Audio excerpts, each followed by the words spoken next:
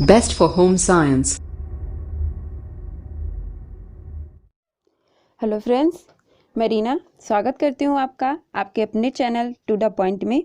दोस्तों, मैंने पिछली वीडियो में आपको पढ़ाया था क्लास 12 का अध्याय का पार्ट फर्स्ट पढ़ाया था, जिसमें आप लोगों ने दूध की पौष्टिक वो देखा था महत्व को, ठीक, और उसके दूध में विभिन्न पोषक तत्वों की मात्रा देखी थी। आज यहीं पे हम लोग देखेंगे उसी के अध्याय फर्स्ट के पार्ट सेकंड में देखेंगे दूध की उपयोगिता। क्या देखेंगे? दूध की उपयोगिता। तो चलिए शुरू करते हैं आज का ये क्लास। दूध की उपयोगिता। देखिए, दूध सर्वोपरि उत्तम और संतुलित आहार है। क्या है? दूध एक सर्वोपरि उत्तम और संतुलित आहार है। क्यों है? क्योंकि ये मैंने आपको बताया कि इसमें सभी पोषक तत्व पाए जाते हैं पर्याप्त मात्रा में, इसलिए ये उत्तम और संतुलित आहार माना जाता है। सेकंड पॉइंट आपका क्या है कि दूध शरीर निर्माण करता है तथा शरीर को हिष्ट पुष्ट बनाता है। यही कारण है कि गर्भस्थ शिशु, नवजात शिशु तथा बालकों के लिए दूध का विशेष महत्व है। इस अवस्था में शरीर की तीव्र गति से वृद्धि होने के कारण उच्च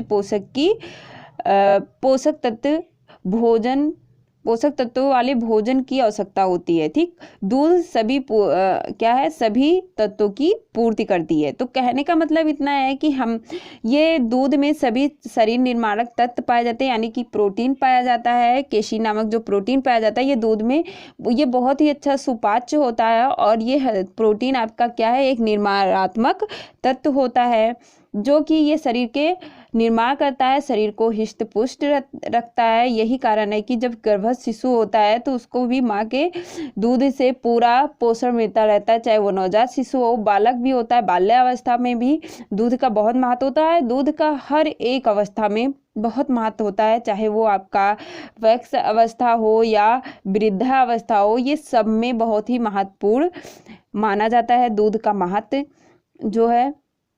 क्योंकि इसमें जो जब बाल्यावस्था में बालकों का ग्रोथ बहुत ही तीव्र गति से होता है और उस जो है गति को या वृद्धि को पूरा करने के लिए एक पोषक तत्व की आवश्यकता होती है। तो दूध इन सभी पोषक तत्वों से भरपूर है, इसलिए इसका महत्व अति महत्वपूर्ण हो जाता है। ठीक, अगला पॉइंट है आपका थर्ड पॉइंट है किशोरावस्था में शरीर अधिक क्रियाशील होने से शरीर निर्माण तत्वों की आवश्यकता होती है। दूध इस आवश्यकता की पूर्ति करता है। टूट सेलों की क्षति, यहाँ पे क्षति ये वाला कर लीजिए, क्षति पूर्ति करता है। ठीक, तो कहने का मतलब है किशोरावस्था में भी विकास की क्रियाएं बहुत ही तीव्र होती है। शारीरिक और संवेगात्मक दोनों प्रकार की यहाँ पे विकास होता है। हार्मोन्स का भी स्राव बहुत ज़्यादा ही अधिक होता है। तो उस समय भी शरीर में अनेक ऐसे सेलों की टूट फूट होती रहती है। तो इनकी मरम्मत के लिए भी एक संपूर्ण आहार की आवश्यकता होती है, जो कि दूध उसकी आवश्यकता को पूरी कर देती है, इसलिए भी इसकी उपयोगिता यहाँ पे बढ़ जाती है। चलिए 4 पॉइंट देखते हैं। 4 पॉइंट में प्रौढ़ावस्था में भी दूध मानसिक क्रियाशीलता को बनाए रखता है, यानी कि जो मानसिक, यहाँ पे मानसिक कर लीजिए, मानसिक जो भी होता है मानसिक क्रियाशीलता को बनाए रखता है तथा शरीर को हिष्ट पुष्ट रखता है। ठीक है, तो प्रौढ़ावस्था में भी हमारी जो मानसिक क्रियाशीलता बनती है, यानी कि हम लोग अपने भविष्य की तरफ ज़्यादा सचेत हो जाते हैं। उस समय सोचने लगते हैं हमको क्या करना है क्या नहीं करना है, तो उस समय हमारे माइंड पे भी ज़्यादा प्रेशर होता है। तो उस मानसिक जो विकास होती है, जो क्रियाशीलता होती है, उसको बनाए रखने का कार्य भी दूध में सभी जो पोषक तत्व होते हैं वो उससे पूर्ति हो जाती है। अब देखिए यहाँ पे बात कर रहा है वृद्धावस्था का। ठीक, वृद्धावस्था में क्या होता है? अंगों के शिथिल हो जाने से कोशिकाएं, ऐसी स्थिति में दूध विशेष रूप से उपयोगी होता है, क्योंकि दूध की कैल्शियम जो होते हैं वो अस्थियों को बनाए रखते हैं। शरीर इसमें क्या होता है वृद्धावस्था में, आप लोगों ने देखा ही है कि धीरे धीरे यहाँ पे ये थोड़ा कमजोर होने लगता है, शिथिल हो जाता है। तो उस समय दूध की उपयोगिता पर यहाँ पे और ही ज़्यादा बढ़ जाती है। देखिए ये लिखा है 6 पॉइंट आपका है दूध का प्रोटीन उत्तम होता है, यानी कि दूध का प्रोटीन जो होता है ये बहुत ही अच्छे से पच जाता है, सुपाच्य होता है, इसलिए इसका बहुत महत्व होता है।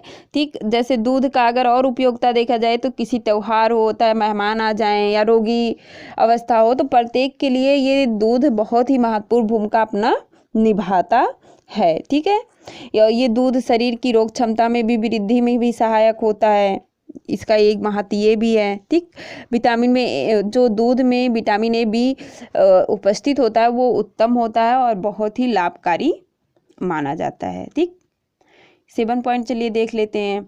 दूध वनस्पतिक प्रोटीन के साथ मिलकर उसके जैविक की मूल को बढ़ा देने के कारण भी बहुत उपयोगी आहार है। ठीक, यानी कि दूध जो वनस्पतिक प्रोटीन होती है उसके साथ मिलने के बाद उसकी गुणवत्ता को और ज़्यादा बढ़ा देती है, इसलिए भी दूध का और अधिक महत्व है। ठीक, अगला पॉइंट आपका 8 पॉइंट है, दूध में अधिकांश आवश्यक खनिज लवण उचित मात्रा में पाए जाते हैं। ठीक, उचित मात्रा में पाए जाते हैं, जैसा मैंने आपको बताया था कि लोहा कितना पाया जाता है, इसकी मात्रा कम होती है आयरन की। लोहा मैंने आप लोग को कल बताया था कि 0.02 ग्राम ही पाया जाता है। ठीक, और वहीं पे तांबा, अगर तांबा की बात करते हैं तो तांबे का अभाव पाया जाता है दूध में। ठीक, और बाकी सारे खनिज लवण इसमें उचित मात्रा में पाए जाते हैं। दूध से विभिन्न प्रकार के पदार्थ तैयार किए जाते हैं, आप लोग को पता भी होगा कि दूध से आप लोग विभिन्न प्रकार के पदार्थ तैयार करते हो, जैसे खोया हो गया, मिठाई हो गया, मलाई हो गया, ठीक, दही हो गया। 10 पॉइंट आपका है, दूध शरीर की रोग क्षमता की वृद्धि में भी सहायक होता है, जो मैंने अभी बताया, ये आपकी रोग प्रतिरोधक क्षमता को बढ़ाने में सहायक होता है, इसलिए भी यहाँ पे दूध की उपयोगिता बढ़ जाती है। ठीक, अब हम लोग देखेंगे दूध की दैनिक आवश्यक मात्रा। ठीक, यहाँ पे दिया गया है कि दूध की जो एक दैनिक आवश्यकता होती है, प्रतिदिन एक व्यक्ति को कितने दूध की आवश्यकता होती है, यहाँ पे एक अनुमान लगा के दिया गया है, ये एक तालिका बनी है, इसी के अनुसार हम लोग समझेंगे। जैसे कि यहाँ पे दिया गया है, पहले तालिके में आयु दिया गया है, फिर शाकाहारी के लिए कितने दूध की आवश्यकता है और मांसाहारी के लिए कितने दूध की आवश्यकता है ये बताया गया है। तो आयु, शाकाहारी, मांसाहारी। ठीक, तो देखिए क्या है, पूरा नहीं आएगा। 3 से 6 वर्ष तक के जो बच्चे होते हैं उनको 6 ग्राम, शाकाहारी व्यक्ति को 600 ग्राम दूध की आवश्यकता होती है, वहीं पे मांसाहारी व्यक्ति जो होता है 660 ग्राम दूध की आवश्यकता उससे होती है। ठीक उसी प्रकार 5 से 12 वर्ष के बालक या बालिका के लिए 450 ग्राम और मांसाहारी बालक के लिए 200, यानी कि यहाँ पे वो मांसाहारी भी है तो यहाँ पे उससे कम हो जाएगा, कम ही रहेगा। तो आप लोग देख ही रहे हैं कि मांसाहारी में कम है, 240 ग्राम हो जाएगा। और 13 से 21 वर्ष तक के व्यक्ति के लिए 300 ग्राम, और अगर वो मांसाहारी है यानी कि मांस भी खाता है, नॉन वेज भी खाता है, तो उस समय उसको 150 ग्राम की ही आवश्यकता रह जाएगी। वहीं पे एक वयस्क स्त्री या पुरुष को देखा जाए तो उसको 300 से 400 ग्राम दूध की आवश्यकता होती है प्रतिदिन, और अगर वहीं पे मांसाहारी या नॉन वेज व्यक्ति को देखा जाए तो 150 ग्राम ही दूध की आवश्यकता उसे होगी। ठीक, और दूधपान की अवस्था में 1 किलोग्राम दूध की आवश्यकता होती है। अगर वो नॉन वेजिटेरियन है तो उसको सिर्फ आधा लीटर दूध में ही उसका काम चल जाएगा। ठीक, उसी प्रकार यहाँ पे बताया गया है कि गर्भावस्था में 750 ग्राम दूध की आवश्यकता होती है। अगर वो नॉन वेजिटेरियन है तो उसको 500 ग्राम में ही काम हो जाएगा। ठीक, चलिए अब आगे बढ़ते हैं हम लोग। दूध के विभिन्न रूप तो आप लोगों ने देखा ही होगा कि दूध के विभिन्न रूप भी होते हैं। ठीक है, तो जैसे आपका पहला संपूर्ण दूध क्या होता है, दूध में जब कोई प्राकृतिक रूप से पोषक तत्व उपस्थित हो और दूध को उसे मिलने, यानी कि हम दूध जो प्राप्त करते हैं, ठीक है, जो ताज़ा दूध होता है जिसमें पानी नहीं मिला होता है वही आपका क्या होता है, एक संपूर्ण दूध होता है जिसमें पानी नहीं मिला होता है। ठीक, वो आपका संपूर्ण दूध होता है। वसा रहित दूध, दूसरा पॉइंट आपका क्या है, वसा रहित दूध आपका क्या होता है, जब दूध को थोड़ी मात्रा में वसा निकाल ली जाती है, ठीक है, उसे वसा रहित कर दी जाती है। ठीक, तो ऐसे दूध को मखनीय दूध भी कहते हैं क्योंकि इसमें से वसा निकाल ली जाती है और ये दूध बहुत ही लाभकारी होता है। ठीक, उसके बाद होता है आपका तीसरा पॉइंट है खमीरीकृत दूध आपका मट्ठा, जैसे मट्ठा हो गया, ये उसका उदाहरण है कि ये जब दूध को हम लोग क्या करते हैं, अम्ल या बैक्टीरिया द्वारा खमीरीकरण करा देते हैं उसमें, तब उसे हम क्या कहते हैं, खमीरीकृत दूध कहते हैं। जैसे आपका मट्ठा होता है, सबसे अच्छा उदाहरण होता है, और ये बहुत ही अच्छा क्या होता है, ये सुपाच्य भी होता है, बहुत ही सुपाच्य होता है। तो खमीरीकरण दूध कैसा है आपका, कैसा होता है, जैसे आपका क्या होता है, आपका जैसे मट्ठा माना जाता है, ठीक है, जैसे आपका मट्ठा होता है। अगला है आपका गाढ़ा दूध। देखिए दूध का यह ऐसा रूप है जब इसको एक रासायनिक विधि द्वारा क्या किया जाता है, इसका कुछ पानी सुखा दिया जाता है और इसको गाढ़ा कर दिया जाता है, यानी कि शहद के समान बना दिया जाता है। इसको ज़्यादा दिन तक हम लोग सुरक्षित करके रख सकते हैं और इसकी पौष्टिकता भी अधिक बढ़ जाती है, लेकिन ये बहुत घनिष्ठ हो जाता है तो ये जल्दी से पचता नहीं है, ये छोटे बच्चों को देने लायक नहीं होता है। अब यहीं पर अगर हम लोग देखते हैं दूध पाउडर, तो इससे भी आप लोग परिचित ही होंगे। दूध पाउडर को इसको अच्छे से पानी सुखाकर इसको एक पाउडर बना लिया जाता है, जैसे कि आपने देखा है मार्केट में आता भी है, डिब्बे में होता है, पाउच में होता है। तो ये बच्चों के लिए बहुत अच्छा होता है। पानी उबालकर बस इसमें मिलाकर इसको बच्चों को दिया जाता है, ये बहुत ही उत्तम होता है, बस थोड़ा स्वाद में चेंजिंग आ जाती है। अब देखिए दूध से बने विभिन्न पदार्थ, दूध से बने विभिन्न पदार्थ, तो इससे भी आप लोग वाकिफ होंगे। दूध से आप लोग विभिन्न प्रकार के पदार्थ बनाते भी हैं, जैसे क्रीम, दूध से हम लोग क्रीम को निकाल लेते हैं, ठीक। तो क्या इसको अगर जब दूध को हम लोग उबालते हैं, उसको स्थिर छोड़ देते हैं, तो क्या होता है, उसके ऊपर जो एक परत सी जम जाती है, वही आपका क्या होता है, एक क्रीम के रूप में हो जाता है। दूध के क्रीम सबसे परिचित होंगे। तो ये 3 प्रकार के होते हैं जो कि यहाँ पे दिया गया है। देखिए 3 प्रकार के होते हैं, पहला गाढ़ी क्रीम, दूसरा मध्य या असाधारण क्रीम, और तीसरा आपका होता है हल्की क्रीम, ठीक। क्या होता है, हल्की क्रीम। तो देखिए गाढ़ी क्रीम जो होता है, जब इसको हम 35 से 40% वसा इसमें होती है, तो इससे हम क्या कहते हैं, मक्खन या गाढ़ी क्रीम कहते हैं, ठीक। उसी प्रकार अगर हम मध्यम, यहाँ पे मध्यम कर लीजिए, मध्यम में असाधारण गाढ़ी क्रीम हो जाती है, तो इसको 40, इसमें जो होता है 20 से 35% ही वसा पाई जाती है। जैसे आपका केक हो गया, पेटीज हो गया, आइसक्रीम हो गया, तो ये क्या है, आपके मध्यम या असाधारण क्रीम होती है। वहीं पे अगर हम लोग हल्की क्रीम देखते हैं, तो इसमें 35 से 40% ही वसा रहती है, और ये बहुत ही हल्की क्रीम में ये 15 से 20% ही, कितना, 15 से 20% ही इसमें क्या रह जाता है, वसा, यानी वसा की मात्रा इसमें कम होती है। वसा की मात्रा यहाँ पे कम होती है, इसलिए ये बहुत हल्की क्रीम होती है। जैसे आपका मक्खन हो गया, ठीक, जैसे आपकी कॉफ़ी हो गई, चाय हो गया, कॉफ़ी हो गया, ये इसके लिए प्रयोग किया जाता है, ऊपर जो डाला जाता है, ठीक। तो ये हल्की क्रीम होती है। चलिए अगला पॉइंट आपका आता है मक्खन। देखिए मक्खन से भी आप लोग वाकिफ होंगे। जब कच्चे दूध को मशीन द्वारा अलग की जाती है, तो उस समय जो ये बनता है उसको हम लोग क्या कहते हैं, मक्खन कहते हैं। मक्खन से आप लोग वाकिफ हो। इसको सुरक्षित करने के लिए हम लोग क्या करते हैं, गर्म कर देते हैं, इसके तापमान को बढ़ा देते हैं, तो ये बिल्कुल नष्ट नहीं होता है और शेष दूध के तत्व खोए में उपस्थित हो जाते हैं, ठीक है। चलिए देखिए अगला पॉइंट आपका दही। दही भी आप लोग देखे हुए कि दही बनाते हैं, ठीक। दूध को अम्ल या बैक्टीरिया से युक्त कर देने पर वो जमकर थक्के के रूप में हो जाता है, जिसे हम क्या कहते हैं, दही कहते हैं, ठीक है। तो दही जो है जमाने के लिए हम दूध का उचित नाप लेते हैं, और जामन के लिए मात्रा तथा वातावरण का उचित ताप आवश्यक होता है। गर्मियों के दिनों में हम लोग क्या करते हैं, दूध एकदम ठंडा करके उसको 3-4 घंटे ऐसे ही छोड़ देते हैं, वो जम जाता है, और सर्दी में थोड़ा सी गर्म करना पड़ता है हम लोग को, उसके बाद ही ये दही बन जाती है, ठीक है। सही, दही का संगठन पूर्णतया दूध के संगठन पर निर्भर करता है। दही में हल्की प्रभाव के कारण ही क्या होता है, लैक्टिक एसिड उत्पन्न हो जाती है, जिससे दूध का प्रोटीन जम जाता है, और वो दही में कैल्शियम, फास्फोरस तथा थायमीन की मात्रा भी बढ़ जाती है। ये अधिक दूध से अधिक सुपाच्य आपका दही बन जाता है।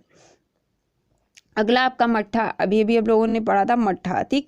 तो दूध को जब हम लोग क्या करते हैं, उसी दही को जब हम लोग मथ कर उसमें से मक्खन अलग कर देते हैं, तो वो मट्ठे का रूप ले लेता है। छेना, छेना या पनीर, दूध को जब हम लोग फाड़ कर उसको छेना या पनीर बना लेते हैं। चीज़ उसी प्रकार है, पनीर को जब अधिक दिन तक सुरक्षित करने के लिए हम कुछ विशेष क्रिया करते हैं तो उसे दूध को रेनिन या लैक्टिक अम्ल डालकर क्या जाता है, फाड़ा जाता है और दूध को छानकर पनीर नमक डालकर साँचे में डालकर चीज़ तैयार कर ली जाती है। ठीक है। खोया को आप लोगों ने देखा है कि हम लोग दूध को इतना उबालते हैं कि उसमें से क्या है, पानी सूख जाता है और ये गाढ़ा बच जाता है, तो वही आपका दूध होता है। इसमें विटामिन सी की मात्रा भी आ जाती है। ठीक। अब देखिए, दूध एक संतुलित आहार है। ठीक, दूध एक संतुलित आहार है। हम किन बातों से इसको समझ सकते हैं? देखिए, दूध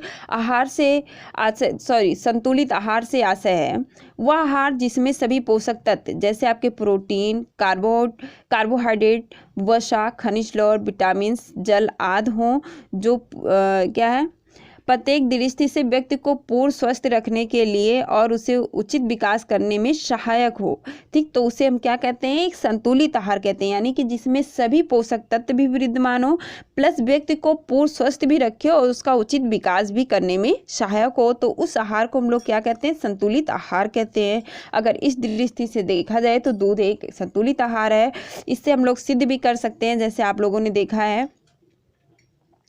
देखिए, जिससे वह अपने दैनिक कार्यों को पूरा करने के लिए उचित मात्रा में आवश्यक ऊर्जा प्राप्त कर सके। दूध को संतुलित आहार माना जाता है। इसमें शरीर के लिए आवश्यक सभी पोषक तत्व उपस्थित हैं। दूध में आवश्यक मात्रा में प्रोटीन, वसा, कार्बोहाइड्रेट, खनिज लौह, विटामिन आदि उचित मात्रा में प्राप्त हो जाते हैं। ठीक, दूध में उपस्थित सभी पोषक तत्व सुपाच्य होते हैं। इसका पाचन तथा पचे पदार्थों का अवशोषण क्या है, सरलता से हो जाती है। तो दूध में सभी पोषक तत्व विद्यमान होते हैं। आपके भोजन या संतुलित भोजन का अगर देखा जाए तो 6 तत्व आपके होते हैं। हमने आपको बार बार बताया है कि प्रोटीन, वसा, कार्बोहाइड्रेट, विटामिन, खनिज लौह और जल, ये 6 ऐसे तत्व होते हैं जो कि आपके संतुलित आहार में पाए जाते हैं। तो ये संतुलित आहार, तो दूध आपका अगर इस दृष्टि से देखा जाए तो एक ये उत्तम प्रकार का संतुलित आहार माना जाता है। ठीक, अब देखिए, दूध एक संतुलित आहार क्यों है? ठीक, एक शब्द उठता है कि अगर दूध संतुलित आहार है तो क्यों है, तो इसको हम लोग देख लेते हैं क्यों है। तो दूध में शरीर की मरम्मत तथा वृद्धि के लिए आवश्यक मात्रा में प्रोटीन तथा खनिज लौह, कैल्शियम, फास्फोरस, लौह आदि पाए जाते हैं। ठीक, इसलिए ये एक संतुलित आहार माना जाता है। ठीक, दूसरा पॉइंट देख लेते हैं हम लोग। दूसरे पॉइंट में कह रहा है दूध में ऊर्जा उत्पादन हेतु पर्याप्त मात्रा में कार्बोहाइड्रेट तथा वसा पाई जाती है, इसलिए भी ये एक संतुलित आहार माना जाता है। सेकंड पॉइंट में देखिए क्या कह रहा है। सेकंड पॉइंट में कह रहा है कि दूध में रोगों से सुरक्षा हेतु आवश्यक विटामिन भी पाए जाते हैं, इसलिए भी ये क्या है, एक संतुलित आहार कहा जा सकता है। ठीक है, तो हम अगर देखते हैं तो दूध एक संतुलित आहार एवं संपूर्ण आहार है। इसको अगर सिद्ध किया जाए तो शिशु को दूध से ही सभी पोषक तत्व प्राप्त हो जाते हैं। ये बहुत अच्छा है कि जो एक शिशु होता है 6 माह तक उसे सिर्फ माँ का दूध ही दिया जाता है, तो दूध में सभी पोषक तत्व पाए जाते हैं, तभी तो उसका शारीरिक, मानसिक, संवेगात्मक, नैतिक सारे विकास हो पाते हैं उचित मात्रा में। तो इसी दृष्टि से अगर हम लोग देखते हैं तो दूध हमारा एक संतुलित आहार माना जाएगा। इसी के साथ आपका ये चैप्टर समाप्त होता है और साथ में वीडियो भी समाप्त होता है। दोस्तों, आपसे एक रिक्वेस्ट है कि आप लोग वीडियो को पूरा देखिए और पूरा देखने के बाद इसको अपनी नोटबुक में बच्चों आप लोग लिख लीजिए, क्योंकि ये चैप्टर आपके लिए इम्पोर्टेंट है और आपके ये सिलेबस का पहला चैप्टर है, तो इसमें से क्वेश्चन कहीं ना कहीं से पूछा ही जाता है। तो इसको अच्छे से आप लोग देख लीजिए और अगर वीडियो आपको पसंद आई हो तो प्लीज़ इसको लाइक करिए और अगर मेरे चैनल पे नए बच्चे हैं तो प्लीज़ उसको सब्सक्राइब करिए और शेयर करिए, ताकि सभी बच्चों को ये वीडियो अब मिल सके और सबको लाभ मिल सके। अगले वीडियो में नए चैप्टर के साथ फिर मिलते हैं।